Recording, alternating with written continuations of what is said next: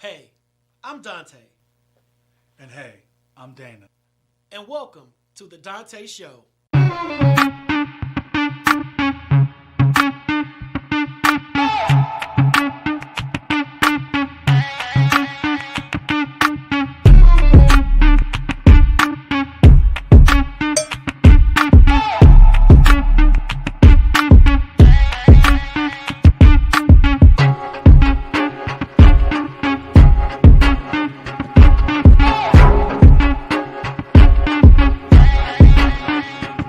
Let me touch it, can make it bad, I'ma make it bad for it, bad for it. When I tease you, you ain't gonna wanna stop, I'ma make you bad for it, bad for it. I know you want my body and I will make you bad for it.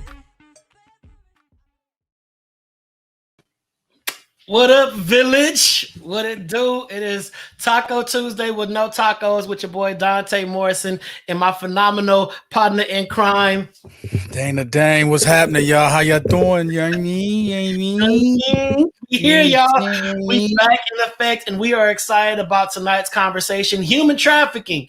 Human trafficking, human trafficking, human trafficking, a serious subject or a serious situation. So get your friends, your cousins, your loved ones all up in here and let's talk about this dynamic situation that is constantly occurring across the country.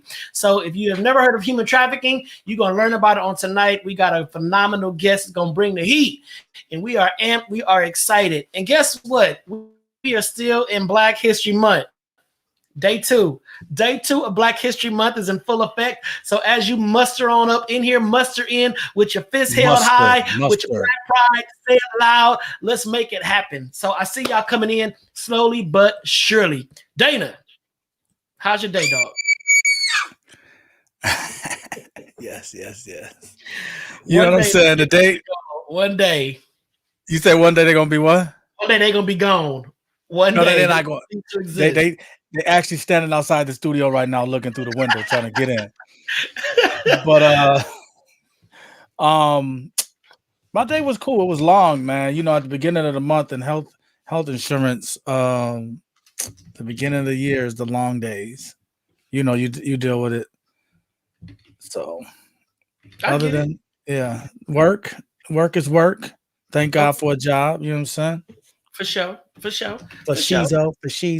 She's old, my knees old. But you know what? Hey, last night, I'm still basking in yesterday's conversation. I think the words of encouragement and how we empowered the people was really dynamic. And how the Lord showed up. Amen. Yeah, the Lord showed up last night. And I think it was so important that just that conversation occurred, because one thing we don't do enough is motivate each other. Right. And I think just that motivation was so important. And then seeing all of just the Black affirmations at the end of the show, that was great. That was phenomenal. So everybody just chime in the threads and let us know that you're here. Show some love, show some support, and let's get this conversation going. I am amped about tonight because I believe we're going to save some lives. We're going to open some eyes. Hey, Pam, welcome to tonight's show. And we're going to let the folks know what it's all about. So listen. Do what you do. Make sure you follow Dante Show on YouTube. You subscribe and like and tell your friends, your family, and all that kind of stuff to check us out on YouTube. Make sure you are subscribing to the page, youtube.com/Dante Morrison. Do what you got to do and invite the folks in to be in the village. What's up, Paul? What's up? So I'm giving folks time to get in because I want them to be a part of this dynamic conversation. All right, so start tagging your friends, tagging your folks. So you know it's Black History Month. So every show we're gonna recognize a Black icon that left a legacy, not some kind of, that left a legacy. So we're going to recognize the great Mahalia Jackson. Mahalia Jackson was the pinnacle of Black gospel. Mahalia Jackson is an icon beyond icons, and I can rest assured that every single Black artist out there, gospel, secular, whatever the case may be, has heard of Mahalia Jackson. So I got some tidbits about Mahalia. Mahalia Jackson was born in 1911. I know she died the year I was born. She died in 1972. All right. But above all, Mahalia Jackson was beloved by Reverend Martin Luther King Jr. She sang at the March on Washington. And most remember Mahalia Jackson for the iconic song, Trouble of the World, that was in the movie Imitation of Life.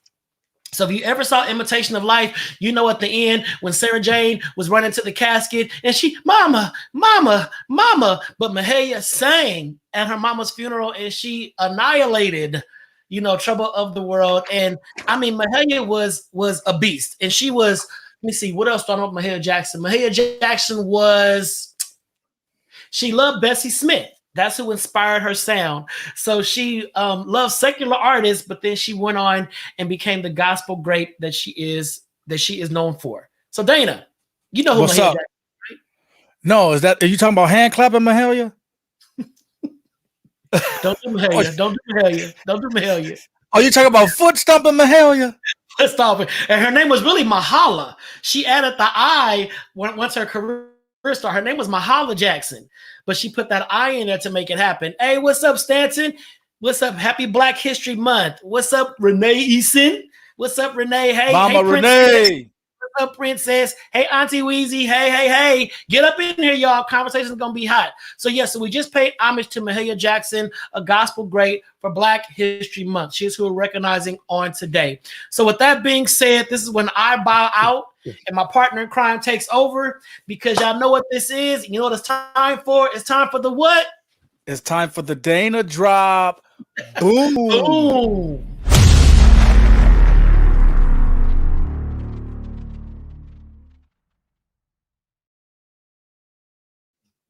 What is going on, beautiful people? I pray that everyone is in good spirits and good health during this time. Hey, don't forget, as my co-host said earlier, don't forget to go follow us at youtube.com. Please, youtube.com/Donta Morrison.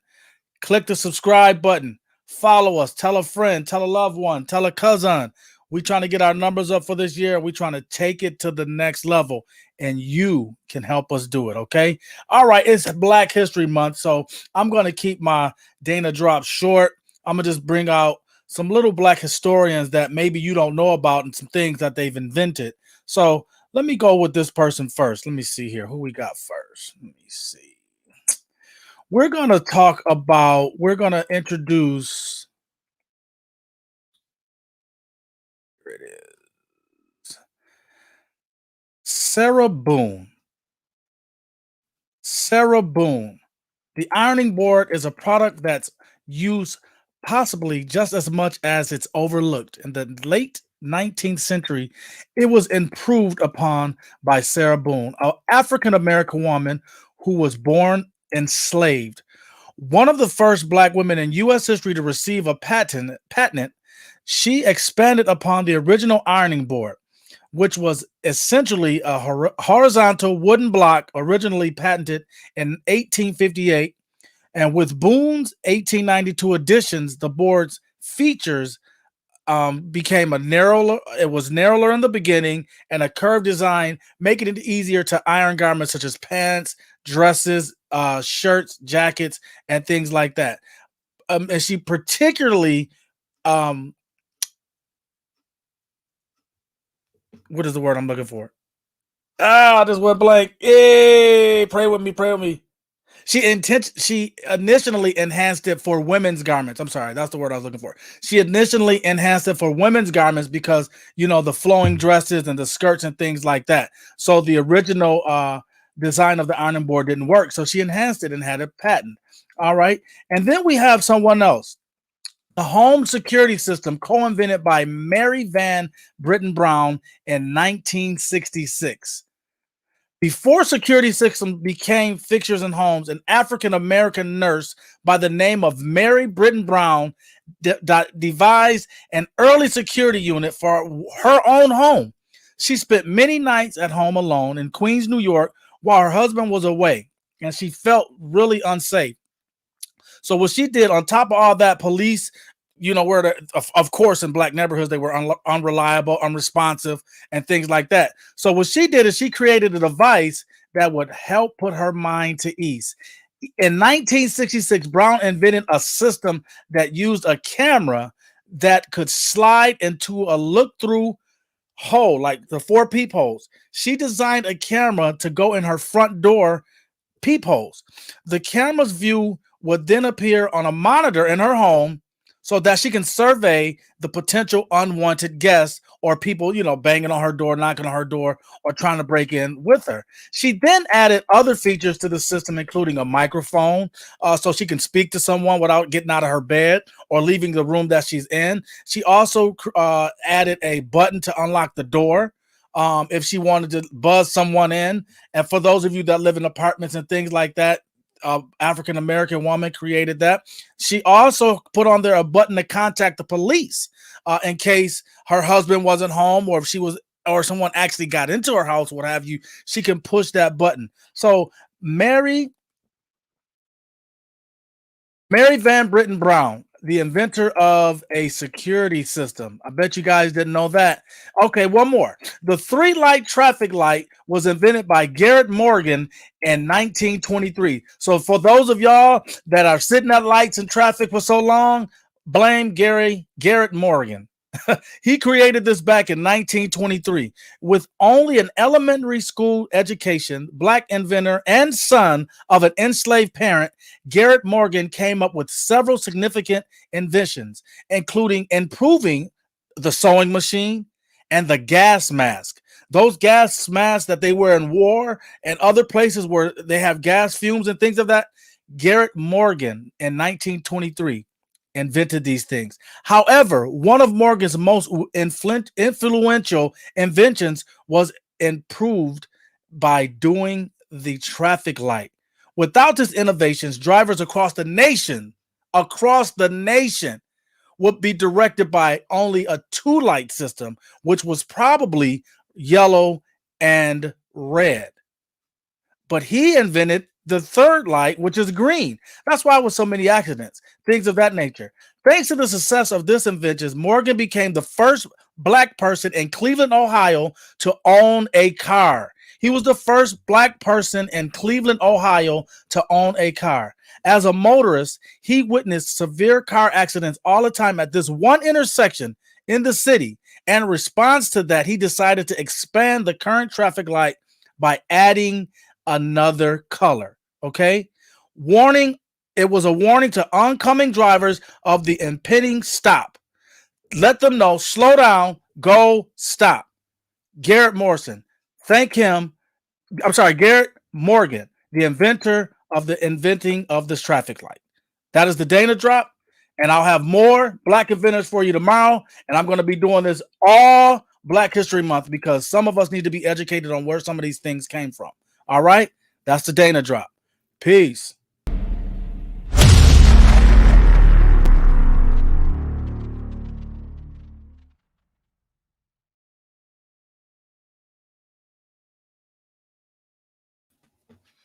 Educate the people, Dana. Yeah. Educate the people. Oh, wait till you see who invented the flat hot iron comb. Hey, you know how I learned about the stoplight? Watching A Different World. On what episode? Episode of A Different World when they were doing Black History Month, and Dwayne was to educate his kids about who invented the stoplight. That's how I learned in A Different World, and I was good and grown by the time I learned that one. So it's never too old to learn, y'all. It's never too old to learn. All right, here you go. All right, so listen, y'all, it's time to get into tonight's show. We're talking about human trafficking. So a few weeks ago, I received an inbox from a good friend of mine, Cheryl Cooper. She inboxed me this article that talked about 33 kids were found in South L.A., was rescued from human trafficking. And I was like, yo, are you serious? What are you talking about? So I was reading the article and I'm like, well, why is this not all across our timelines? Why are we not talking about this? Because it happened in South L.A. You know, yeah, Tasha, was with Crisscross, right? Okay, Crisscross, okay. talking about the stoplight, yeah, because it was educating them. So my thing was okay. So we talk about all this other stuff that happens, you know, within communities of color, all the stuff that happens across the nation. But here in South LA, 33 kids were rescued from human trafficking. So I was like, yo, this is a situation. This is something we need to be talking about. Are you kidding me? So. Right. Here we go. So I reached out to a close friend of mine. Y'all all know Candy Lewis. I said, Candy, I want to talk about human trafficking. I want to talk about it. And Candy was like, I got the right person for you. And she sent me to Tera Hilliard. So I was like, okay, let me see what's going on. Let me see what's going on. So Tera Hilliard is the CEO and president of Forgotten Children, Inc. All right. So the whole purpose of this organization is to really discuss and raise awareness about human trafficking. And I'm like, wow, I had no idea that we had this black operation, black ran operation talking about human trafficking. So I was impressed by that. Okay. And then I was impressed by the fact that it's an organization that is really in the mix of it all. A lot of folks say they want to do the work, but then they don't do it. So as Tera is in the green room getting her camera ready and getting her mic ready, getting her camera turned on, her mic turned on, I'm giving her time to get all situated, and I'm gonna bring her on to the show. But I want everyone to just invite your friends, invite your loved ones, invite everyone to come be a part of this very important conversation. It's a conversation that we gotta have continually, not just once every blue moon, because we have kids out there right now who are dealing with just human trafficking and all that kind of stuff. So we got to make sure that we keep these kind of conversations in heavy rotation. Right. Exactly. Right? So I'm gonna bring Tera on, and Tera may come on. Her camera may be on, her camera may be off. We're working on that behind the scenes. But when Tera gets on the screen, she gonna realize I need to be seen. I need to be seen. All right. So Donta Show Village, help me welcome to the Donta Show for the very first time, Tera Hilliard, President and CEO of Forgotten Children. Let's go.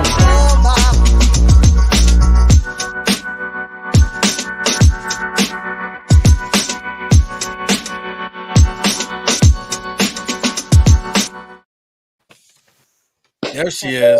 Hello, hello Donta. Hello, Dana. Hello. Hey. I'm not going to tell you that I was sitting here waiting and didn't realize my camera and mic was on.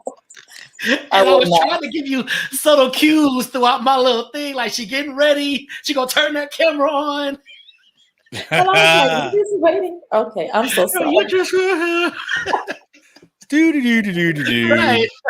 It's all good. The village understands. The village is all about love. Listen, this is we family on this show. We've had all kind of mistakes and hiccups, but hey, it's all love. We don't judge, we don't clown, we laugh it off. And we keep pushing. We keep pushing. All right, so Tera, we want to let's dive into this conversation. Let's dive into it. So, just let folks know, who are you? Tell them about you. Well, I'm a native Californian. I was born and raised in South Los Angeles, right off of Central and Figueroa, and 93rd in Maine, 98th in Maine, 99th San Pedro, and then transitioned to Inglewood High School and was raised in the latter part of my teenage years in Inglewood. So I am an LA native. And so it's really interesting as this topic about human trafficking continues to be brought to the forefront, because I grew up in an era where prostitution and pimping was everyday life, and, you see a pimp on the street and a girl getting beat up. You just walked around the whole scene. You didn't get involved. And so as I got involved with human trafficking, I had no idea until 2014. I had never heard the term human trafficking. I watched the movie Taken 1, 2, and 3, and we saw his daughter be trafficked, but that doesn't happen here in our community. Right. Unfortunately, it happens every single day. So those girls that we saw coming up as little kids that was being beat up by the pimp were being trafficked. And so as I began to learn and educate myself, and before I joined FCI, I was very, very shocked at the fact that I lived among human trafficking every single day. I'm talking about cousins. I remember being in high school and girls had pimps, and the pimps would pull up in the cars and they would have, 3-4 girls at a time, and we would laugh and clown, not understanding that that was human trafficking. So I think the reason, Donta, why it has blown your mind that 33 children who were missing were trafficked is because you've seen human trafficking every day. You just didn't know it was trafficking. Right. You thought it was basic prostitution. That the girl on Figueroa 92nd, she wants to be there. you know, and we've all gone down Fig and Western. Yeah. We've all seen the girls on the stroll, what we call it the whole stroll. So we've The seen whole it. stroll. We Yep. laugh and we clown them. And so I've seen men throw bottles at them and stuff, and we laugh. But what we don't know is that those girls that you see on the street are being forced against their will to be out there on the streets every single day.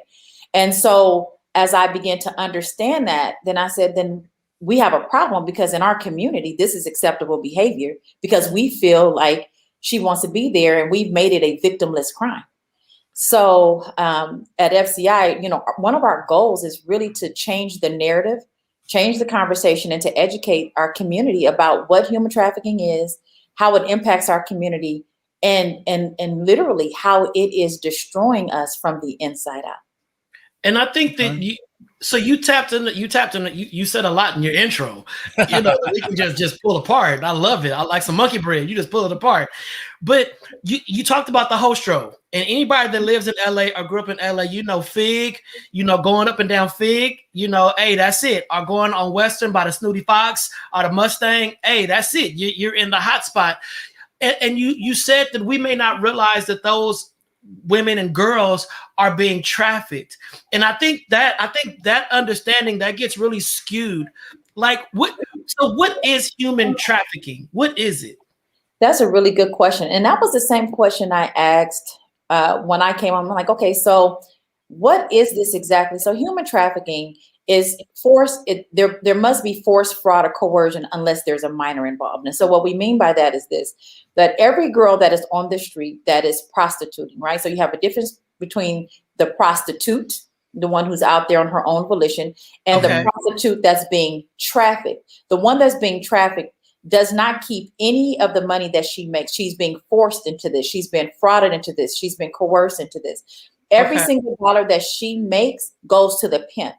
So she doesn't have the option not to work for the day or work for the night. So I'm gonna give you an example. Every pimp so let's use Figueroa, since you know we're familiar with that. Every girl on Figueroa that has a pimp, right? So he may have what we call a stable, which is between 6 to 7 girls in his stable, right? Each one of those girls are forced to make $500 to $1,000 a day. She doesn't get to keep not one dime.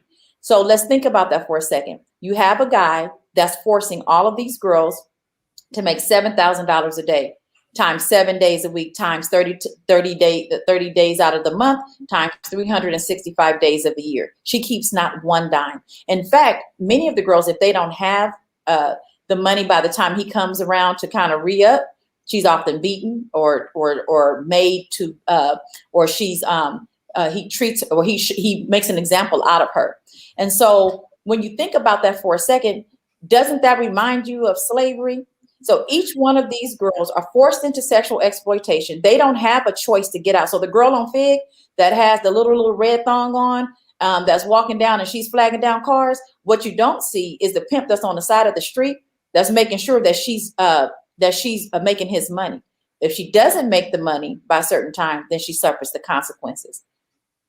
So okay, so it's making sense now. So is it safe to say that we have done a huge injustice by glorifying pimping? And when I say that, I just watched the Iceberg Slim documentary a few weeks ago. I watched Hustle and Flow, and I'm like, oh, okay, they do what they want to do. I've seen the blaxploitation films where you see the fur coats and the fur hats and the big Goldie. Right, and they all walking down the block together, and we glamorize it to the point where it seems like it's I don't want to say a choice, but it seems like if they want to go, they can just go, and they can. And that's where, for me, where the rub gets real kind of funky, because now that I know what I know, we're behind the scenes. So we're aftercare, we're intervention, we're prevention. And so when the girls come to our program and they tell us the real story, I tried to leave, but he beat me. I'm gonna tell you the story real quick. We had a girl that we rescued. We have teams that go out onto the streets, and she saw our teams for 3 years.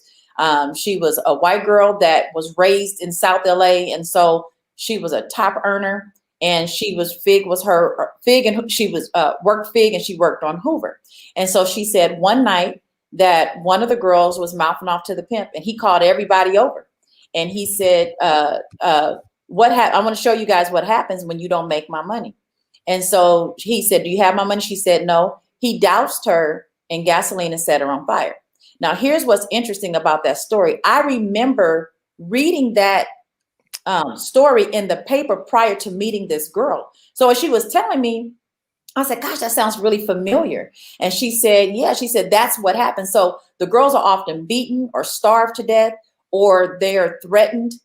He'll threaten to kill their family, go to the family, or kill the children. But one point I want to make real quick is that most of the girls that are caught up in human trafficking, the average age that she's first recruited is between the age of 12 and 14.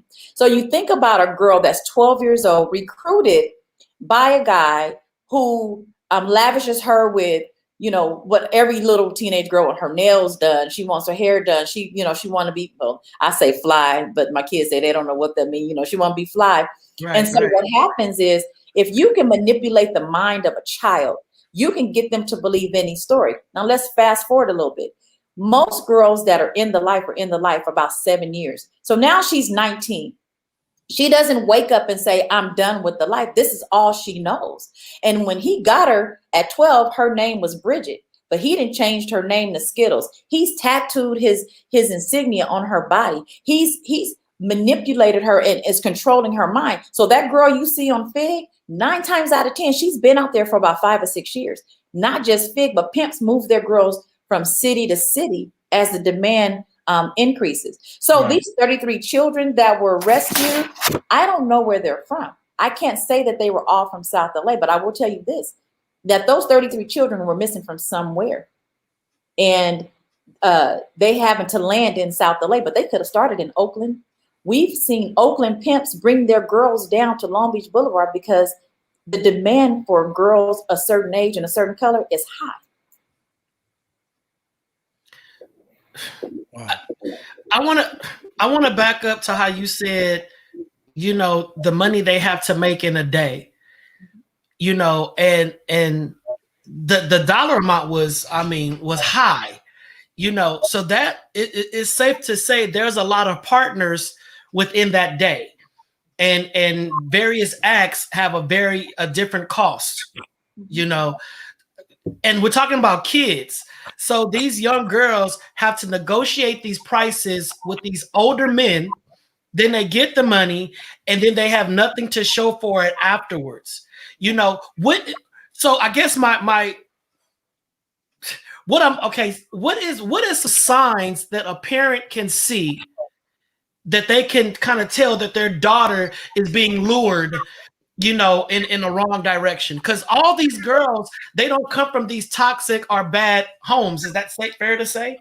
Well, Donta, can I say something? It's not just girls, it's guys, it's boys too, right? Right. Yeah. Right, Tera? Yes, there are boys. Okay. The issue, and I'll get back to Dante's point, but Dana, you make a very interesting point. Yes, boys are lured into trafficking as well. The issue is the same issue that you'll find in sexual assault cases. Men and boys don't come forward as victims, and they're not as identified as women are, which is unfortunate. I mean, there are organizations around the states that have set up to help boys and men, and they see little to no men that come in for help. And so you're right, boys are victims too. The issue is that boys don't come forward. Like you don't find them in sexual assault cases, or even boys can be victims of domestic violence as well. So you don't see them as identifying with victims. So back to your point, Dante, I want to just back up just a little bit. You find that 52% of the girls that are trafficked are African-American girls, very high number. And here's why. Many of these girls are coming out of the foster care system. So pimps are looking for girls that are detached from family, detached from people that can find them, look for them. They're looking for runaways and throwaways. And that's why it's very important for us to pay attention to the kids on the streets, okay? A lot of these kids on the streets have run away from foster homes or group homes or abusive homes. And so as the pimps watch and identify them, they just lure them in. What does a girl need more than anything? She wants love. She wants to be affirmed. She wants to be appreciated. And when you're a teenager, you hormones all over the place. That's really what you want.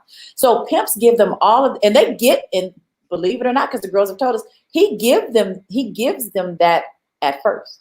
And then he turns the tide. Now, you owe me for what I've given you. And that's how he gets her to play. The other part, going back to your point about families, yes, parents have to pay attention, especially now with COVID, with kids being on the internet. I attended a conference in DC a couple of years ago, and a lady gave an astounding number. She said there are 700,000 predators online every day looking for children. Wow. Inbox children. And so parents that are listening, pay attention to what your kids are watching online. Exactly. Pay attention to what their social media. You know, when I grew up, we were told, don't talk to the man in the van with the dog and the cat and the candy, right? Right. So as Right. a kid, you knew if a van pulled up, you took off running. But Right. now what happens is that at the dinner table, your child is entertaining hundreds and thousands of strangers every single day. To Dana's point, my son, he plays, in what 2K or all that stuff. Well, Yeah. so they're playing with people that they don't know. So now we have to educate our kids. Don't talk to people on these games. Right. And so, predators are grooming these kids online. There was a case, you can look this up. She was a female pimp by the name of Pretty Hope. She did all of her recruiting online off of Instagram. Simple. Right under a person's nose. And so she groomed off of Instagram. She stalked her girls off Instagram, abused them, had them giving her money. So I just want to tell parents, pay attention. If you know that you did not buy those new J's, if you didn't buy that cell phone, then there's a problem. I'm an old school mother. My oldest child is 32, and I still ask questions. My youngest is 11. So we are not that kind of family where you can hide stuff. I don't knock on doors. We kick doors in around here. There's Right. and we got to get back to parents. I don't know, this age has made parents timid with being in their kids' business. And so predators are inside of homes every single day via the internet, online, in churches. So yeah, there's a whole conversation we can have about grooming that, you have me back, I can educate about grooming. And Tera, have you heard of soft white underbelly? Yes. Do you have any thoughts on that? Well, he focuses a lot on addiction. And so you're talking about that show about addiction, right? Yeah, I think it's a YouTube channel that has all the black and white videos. Oh no, now that I'm not sure about that. But if it's the same one that I think it's called Underbelly.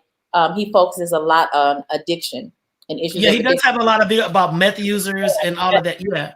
Yeah, so you'll find a lot of girls that are caught up in the life. Many of them will have issues of addiction, unfortunately, due to the trauma that they encounter as a result of being in life. But I don't really know a lot about that show in particular. I've seen, it may be the same show, but I've seen it in terms of watching it for the addiction and the stories he's had on addiction. Okay. Go ahead, Dan. I have a question for you. Being from the East Coast, mixed families and things like that, and different areas of the country and things like that. Is there like a particular demographic that is more impacted than any other ones? African American girls.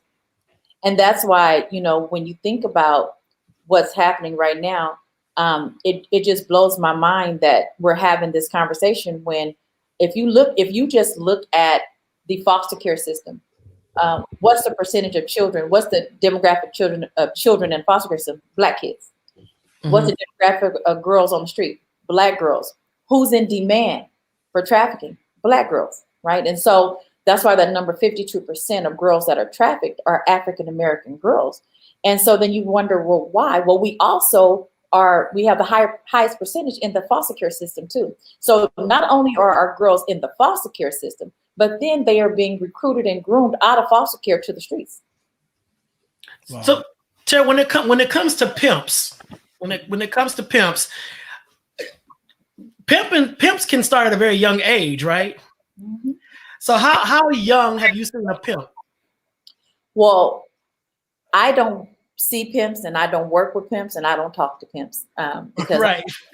But I mean, from what your girls have shared, yeah. But I've heard as early as 13, 14, gangs have gotten into human trafficking because you can flip a 14-year-old girl 10 times a night and not get caught versus getting, caught for a dime bag a week. So what happens is that, to answer your question, a lot of the gangs are getting involved in human trafficking. So you'll find a lot of young gang members that are involved.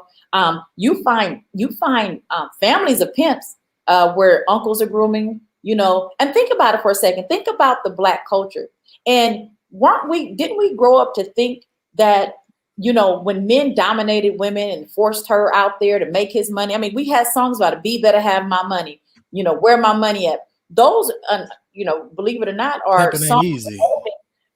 Right, grooming young men to be. I mean, why you going to work every day when you can put her out on the corner and she can make you $1,000 a night? She can do this and you don't have to get your hands dirty. So unfortunately, in our culture, we have glorified that and we have made it okay. The other thing is the demand side of this. As long as men are demanding girls of a certain color, a certain age, and a certain look, there has to be a broker for that demand. And so that's where pimps come in. They broker the deal. What kind of girl you want, man? I got that. You have pimps that are using young girls to recruit their friends because why? Because there's a demand for it. You take away the demand, then you can take away the issue of human trafficking. So what laws are in place to protect those who have been trafficked? Well, for children, and so there was a segment that was on recently. Channel 11 did it. It was a wonderful segment. They looked at human trafficking on Figueroa and throughout Los Angeles County. But one of the terms that they used several times, which is something that we in the anti-trafficking movement disagree with, is that they kept calling the children prostitutes. There's an 11-year-old prostitute. There's a 12-year-old prostitute. We ran across a 14-year-old prostitute. And I just want to say to those that are listening that children cannot consent to sex. A child cannot consent to being on the streets, having sex 5, 10, 15 times a night and be a prostitute. So let's just kill that right there. But there are laws. If a girl is caught, like those children that were caught on the street, several children were actually in the midst of being exploited, meaning that there was a broker deal for them. So it must have been an undercover sting. Some of them were being bought. Those children that were rescued and the men who were coming to buy them, there was a Senate bill that passed that says that that regardless to if there is evidence of trafficking, because she was a minor, it's an automatic crime. It's an automatic crime. But if there's an adult, unfortunately, they have to prove that she was forced, frauded, or coerced into trafficking. And that's where her testimony comes in. But when there's children, there does not have to be any evidence. There doesn't have to be any proof. The mere fact that she was out there, you were caught with her, it's an automatic crime. Unfortunately, many of the girls, especially the minors, because they kind of fall for their pimps because he's been the only father figure. They call him daddy. He's taking care of her. And so, unfortunately, they have what we call trauma bonds with these guys. And so getting them to, once they're rescued, not to run back is hard. That was going to be my next question. Yeah, go ahead, Dana. I'm sorry. No, like yesterday when I found out that you were coming on the show, I'm thinking sex trafficking. I automatically tied it to slavery, selling women, children and things like that. I had no clue that it was tied into pimping. So something in me just said, okay, it's a movie that's out. It's called Pimp, and it's starring Keke Palmer. Mm-hmm. And I watched the movie, and it's everything that happened in the movie you're actually talking about. Like, she started pimping when she was a little girl, her best friend across the street. You know what I'm saying? And she learned from her father. Her father used to let her count the money. Her father would let her go in, and collect and things like that. So it's taught at a young age, like you said. So yeah, it's true what you're saying, because I was just like, wow, this is crazy. And that was, I was gonna ask, because you talk about usually the pimp is within close proximity of where the girls are working. So why does it seem to be so difficult to arrest or capture the pimp? And when they do capture him, why is it so hard to keep him locked up in jail? Because for the adult victims that are rescued, and the pimp that is arrested, she's the one giving the testimony. And so I'll give you an example. Many of the girls that we rescue do not want to prosecute them. They just want to get out the life. They just want to get away from him. They're afraid of him. And so that's the issue. In the case where minors are involved, it's a whole different ballgame. You know, once they prove that this guy or girl actually was pimping this minor, once they have it, they don't need the child's testimony. They just need the evidence to show that this is what was going on. Like if you look up the girl I told you about, Pretty Ho, who was doing a lot of her trafficking off of Instagram, you know, they had all kind of counts against her. They were able to get, you know, just information off the Instagram account and some of the kids' accounts that she was talking to. So they were able to, I think she got 15 years for that. But when there's adults, and so let me go back to, as we have teams that go out to the streets, and what we educate when we do outreach is we say, listen, look, when you're walking, you see a girl and she's walking and she doesn't want to talk, leave her alone. Because if you look down the side street, you see the pimps. They're either right. And this is something you probably never thought about, but I bet you when you drive down Figure, you're going to see something different. Watch the dude on the bicycle that's just bicycling, right? Just, you know, he probably has a wife beater on, cigarette hanging out his mouth, hat to the side. Right. You know, I've seen that already. I've seen that. Just never paid no attention. I've seen that. So there's your pimp, right? And he's riding to make sure. If you see her on the phone and you see his lips moving, he like, get to work. Why you let that car pass you up? What you doing? If you don't have my money, you know what's gonna happen. And so this conversation and dialogue is going on while the cops are driving down the street, you know, every single moment. So he's not the pimp that we grew up with the fur collar, right? You know, no, he looks like and the chalice. Yeah, he looked like a bum. Right, and many of them do. Yeah, I'm looking for Smokey. No, it's not Smokey anymore. You know, now you do have those guys. Oakland has a huge problem with human trafficking, and then you do see that. But for the most part, I'm telling you, when you're driving down Figueroa, drive down Western, drive down Long Beach Boulevard, you'll see the dude on the bicycle. You'll see the dude sitting right on Figueroa with his hand hanging out the car door. He just sitting there like watching. But in our community, that's normal behavior for us, and so we don't think anything of it. Right. Think that he's his girls, you know, and then you see the storefronts. You see the dude hanging out the window, watching everything. Yeah. There you go. They're your pimps. They're watching. Either he's watching or he has what's called a runner, and then the runner's going back telling him everything that's going on. And I think I want to clarify because I think Sharon didn't hear that Pretty Ho was a pimp, right? Yes. Yeah, so Sharon, when Tera was talking about she got 15 years, she was the pimp. So Pretty Ho was an Instagram pimp, and she ended up getting 15 years. So yeah, so just to clarify that. And Brian is on YouTube watching, and Brian said they blend in with the community. Yeah. So right now, pimps don't stand out. Pimps ain't driving a big, long yellow Cadillac, you know, and walking with the goldfish heels. You know, they blend in with the community. And Brian is going to be our guest next week for part 2 of this conversation. So, you know, we're chopping down the mountain. You know, we just in part 1. You know, Tera, so what does your organization specifically do, and how can people get involved if they want to just, you know, call you up tomorrow and say, yo, you need me to go out in front of the Snooty Fox and knock the bike man off, you know, 2-wheeler, you know? Yeah, that's a really Snooty Fox. Oh yeah, trust me. We've had girls that were rescued out of the Snooty Fox too. So, God. So our organization, we've been around for 14 years. We have been, you know, a silent storm. We have prevention, intervention, and programs. We have a safe house that is in San Bernardino where we can house up to 5 girls for 24 months. We have a resource and drop-in center in Linwood, and we just opened a satellite office in Inglewood in collaboration with another organization. Because I just want to add this one plug. Wherever you see games and football, basketball, you see high rates of prostitution and human trafficking. And so we wanted to be in the city of Inglewood because Inglewood is getting ready to see human trafficking reach a new level. Inglewood has always had a prostitution problem. Football stadium. With the football, and you know the Super Bowl is scheduled to be here next year. And so we are gearing up to ensure that we have to your question. So we provide emergency services for girls that are trying to get out the life. We work with law enforcement. We work with the prosecutor's office. We've worked with, we've not worked with the new DA. We've worked with Jackie Lacey's office. And our goal is to let the girls know that there are people who care, because that's the other thing. The pimps have convinced the girls that nobody loves them, nobody cares. And so our services are for victims 18 and older, because unfortunately, once a girl turns 18, resources for her really, really begin to be little to none.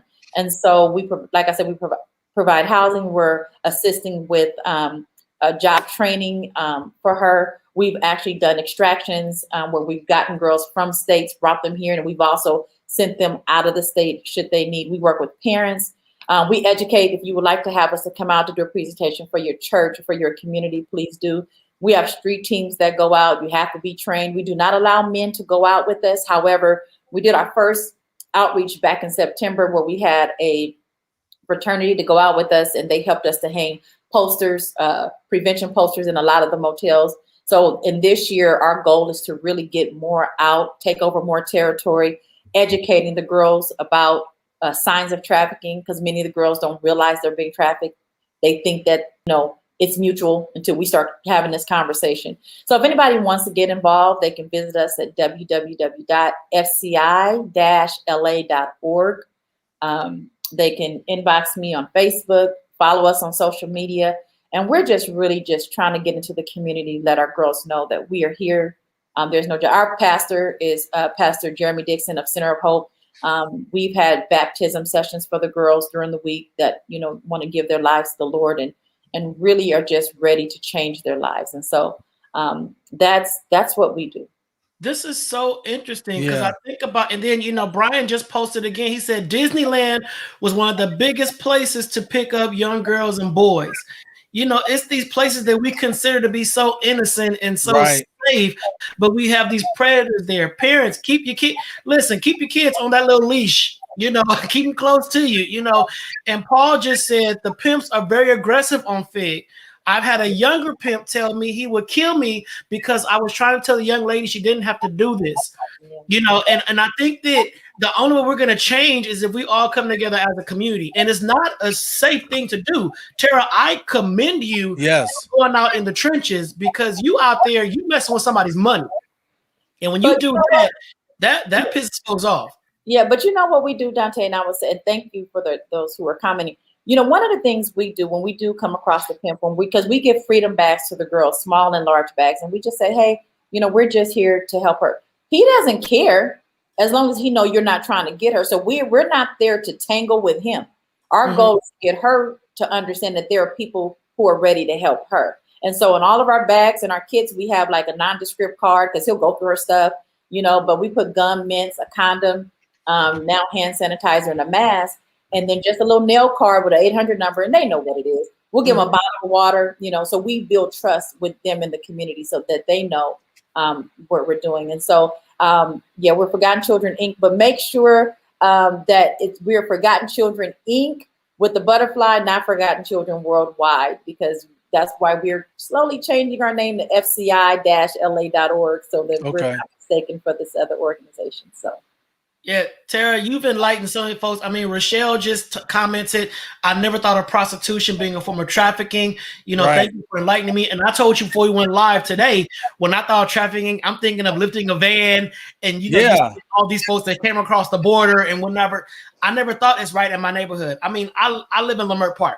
So, Western is a mile away. The Snooty is straight that way and make a quick right. And I'm by the Snooty and the whole stroll. There. I have to pass that to go to your house. Yeah. And now when I see the bike man, I'm going to want to hit him with my car and say, hey, it's just, you really opened my eyes to how blatantly obvious it is for us to drive by somebody's getting trafficked, and we don't know it. And also when you think about the fact that, girls out there, they're a lot of the sex isn't safe, so it's all kind of, STDs and HIV, a lot of stuff is going on. They make more money without a condom. I know a lot of gay youth make more money without a condom. So it's just the whole dynamic of this. But what amazes me most, Tera, is that we've been knowing about Figueroa and Weston for decades, and it's still going on in that same block. Mhm. So is it something that we're not doing, something that we're not speaking up loud enough about? Why are they still being allowed to inhabit those same areas? Probably because law enforcement has something to do with it as well in that area. Yeah. They could be getting broke. They could be getting broke off a little bit. You And see we the move. You see the movies. Yeah, and we've heard the girls tell us that too. But to answer your question, I think the more of these type of conversations we continue to have, when we start looking at the girls as victims and not as perpetrators of their own crime, unfortunately, we penalize victims, right? We don't. She's not no victim. Look at her. She this and she that. But when next time, I'm going to challenge everyone. The next time you're driving down the street and you see a prostitute, I want you to think of her. She's somebody's daughter. We've actually had grandmothers and mothers call us looking for their children. We participate in sings with the Compton Sheriff's Department, and we had a mother text us the picture of her daughter. Do you know her daughter was caught up in that sting that night? And so a lot of these girls are missing. They're just too afraid to run. And so if we can change the narrative, and this is what I'm saying, the conversation narrative has to change. And then the other thing, Dante, which I appreciate, is that we have to have more conversations with men, because the more men go to strip clubs where women are being trafficked, the more pornography they watch where girls are being trafficked. It creates and continues to create the demand for those girls that you see on the street. Tera, would you be willing to come back and do a part 2 or part 3? Because we got part 2 next week. You open for it? You want to bring some members of your team to come on here and talk about it too? They all just as rogue as I am. They Hey, some stuff. hey, let's get some of your crew on here to talk about this as well. I'm really enlightened because I work in sexual health. I work in HIV, so I'm kind of on the reactive side of things. But we got to get some more proactive work happening to make sure that these girls and boys are feeling protected and are in the right mental state where they won't get lured in so easily. It's some work we got to do on the proactive side of this too. So I'm gonna send you some dates, and you can just let me know what works for you and your squad, and we can have a real good chitter chatter on the Donta Show about human trafficking, before they're trafficked. Right. And start putting some accountability where it needs to go. Can I leave you with this? Of course. Our scripture foundation for our work is Isaiah 61. And we believe every one of those girls have a right to be free. Every girl, every boy. And that no one should be enslaved against his or her will to sell their bodies for someone else and their lives destroyed as a result of that. And so we fight, because when we're talking about freedom, we're talking about Black history, we've had girls in our house that were artists, but have been in foster care and abuse since she was a little girl and was never allowed the opportunity to live out her true self of who she was created to be. That's why we fight. And so for us, hey, we're going to keep fighting until human trafficking doesn't exist anymore. Got it. I love it. That's good. I love it. I love it. I love it. Tera, this has been phenomenal. Hey, y'all, check out ForgottenChildInc.org, not Right. the butterfly. Look for the butterfly, right? Butterfly. Children The Inc. Forgotten Children Inc. Forgotten Children Inc. And also, hit Tera up on Facebook. I'm sure she'll answer your inbox message. Right there you go. Most definitely. Cheryl Cooper Thomas, thanks for bringing this article to my attention. That's the reason why we've been having this show on tonight. So shout out to Cheryl Cooper for making this happen.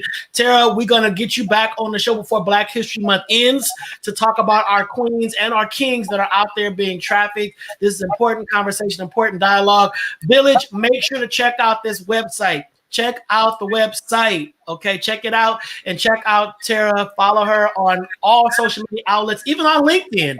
Follow her on LinkedIn. Right. So check it out. All right. So Tera, we appreciate you. We have you back on for the month is out. Thank you so much. It was nice meeting you and Captain. A great show. Thank you. All right.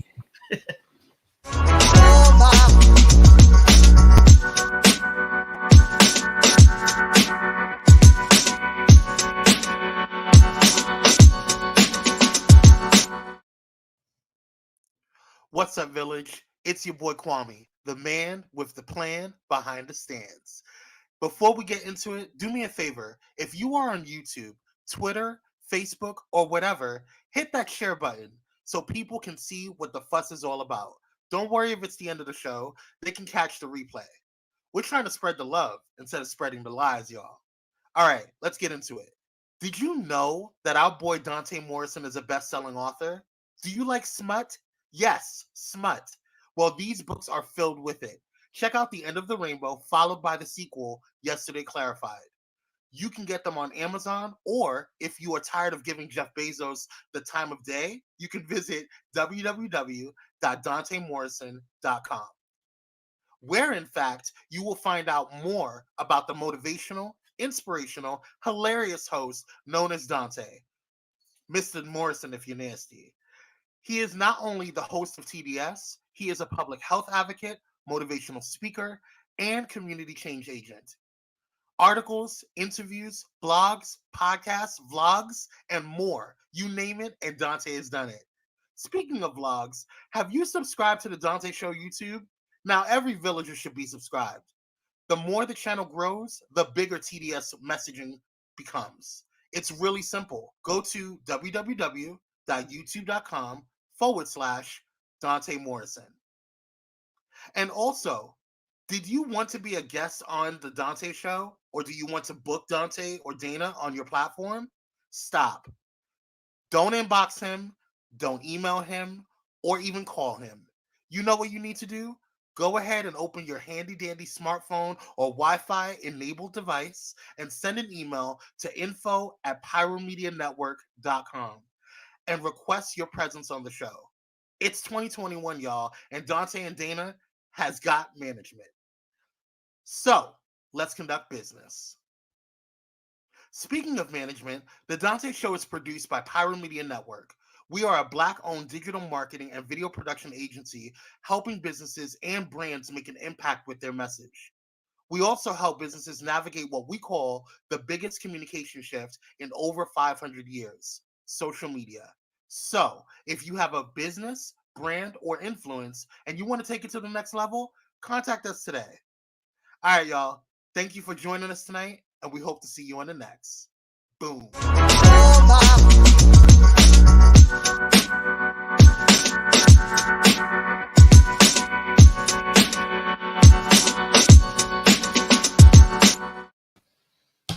What up, y'all? Great show, great show. Kudos to Tera one more time.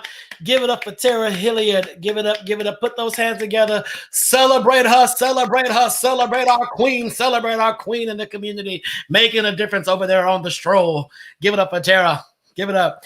Hey, so you heard us mention Soft White Underbelly throughout the show. I put the link in the comment section. You can check out Soft White Underbelly. It is a series of vignettes for people that are either they were on Skid Row, whatever the case may be. So check it out. I put it in the comment section. Tera is going to be back before this month is out. Next week, I got Brian Starks coming on talking about part 2 of human trafficking. He's going to bring it from a whole nother vantage point.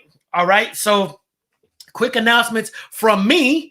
So I got some stuff coming up this week. So this week, here we go. So your boy's going to be a little bit busy, and hopefully you guys can support. So let me see. So first up, on Thursday, I'm going to be on She's Single, He's Married. We both have something to say. That is with Jay Red and our girl Janny. Y'all know Janny. And it's 7 p.m. Pacific Standard Time on IG Live. So you will go to Instagram, J_Red Live. We're going to be talking about the movie Love Jones. Love Jones. All right. Y'all got it? Love Jones. And we're going to dissect Love Jones and talk about Black love. All right. And then on Sunday at 12 o'clock Pacific Standard Time, I am a guest on another Instagram live show with the Black AIDS Institute in honor of National Black HIV/AIDS Awareness Day. I'm going to be doing a 30-minute talk with staff from the Black AIDS Institute talking about HIV in the Black community and all that kind of stuff. So check me out Thursday night at 7 p.m. on Instagram with Jay Red, and then Sunday on Instagram with the Black AIDS Institute. All right. Yes, sir. So please do that. Support your boy. We getting out there, y'all. We getting out there. And then this time in a few months, DNA is going back on tour. Back on stages, just drumming behind all them, because once concert season reopens, Dana is gonna be booked and busy. 2020 put a pause on all of that, but 2021 is gonna be great. We're speaking it in advance. In front of his house. Let's go. All right, go ahead, Dana. Close us out. It's 9 o'clock. Hey, y'all know what time it is. Before we get out of here, we got to spread love. Instead of spreading lies. Spread love. Instead of spreading lies. All right. We love you guys. Please remember to check on someone, even if you think you're doing okay. A simple hello, a simple hi goes a long way. Follow me on Instagram at DNA716. You can see all I'm doing with my music and some funny posts as well, and get into the life of DNA as much as I want you in. All right. So we love you guys, and a damn thing you can do about it. Peace. And then follow me on Instagram, Donta_Morrison, Donta_Morrison on Instagram. Follow your boy, check me out, and just support us on Instagram, Facebook, YouTube. Do what you gotta do to support the Donta Show. We love y'all. We love the village. The village is a beast. Without the village, there would be no show. So go to youtube.com/Donta Morrison. Click that subscribe button. It's absolutely free. Village, we know you're riding with us, but is your friends riding with us? Is your family riding with us? Is your cousins and your loved ones riding with us? If they're not, give them the link and say, yo, follow these two dudes. They making things great. All right. Let's so we go. love y'all. We're back next Monday. Remember, we only do Monday and Tuesday. We're back next Monday, 8 o'clock Pacific Standard Time. Until then, please stay safe. Wrap your face, wash your hands, social distance, get a vaccine, do what you got to do so that we can be together this summer out there turning up on the block. All right. We love y'all. There's nothing to do about it. Until next time, take care. God bless. Peace out. Peace.